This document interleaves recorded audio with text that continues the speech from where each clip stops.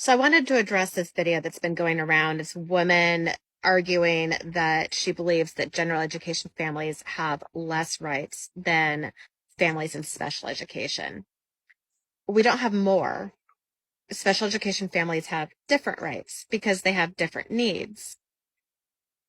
General education families that I know typically get up in the morning, drop their kids off at school, and then give it very little, if any, thought until they pick their kids back up. Where special education families often are packing an arsenal of things for their day to get ready. Mobility devices, communication devices, personal care supplies, G-tube, feeding supplies, fidgets, any number of things.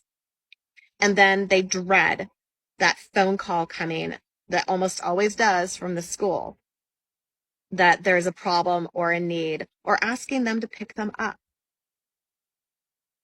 And then they are usually scheduling therapies, doctor's appointments, picking up specialty items, or even scheduling surgeries and clinical trials. So it's not that we have more rights, we have different rights, because special education families have to actually hire an advocate like myself or an attorney and file just to get basic.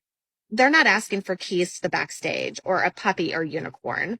The rights that general education families access and have just by walking through the door, special education families have to ask for and get permission to have.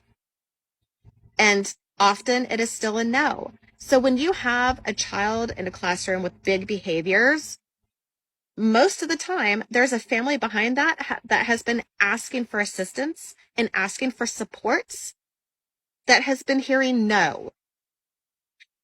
That child is being denied services, they're being denied assistance, which means also that teacher in that classroom is being denied. So instead of thinking that we have privileges, you're right, we do have privileges, but you don't want our privileges. I have clients that pick up their children at the end of the day that are sitting in soiled undergarments all day long, picking up AAC devices that have not been turned on, powered, or used all day long so the child can't communicate.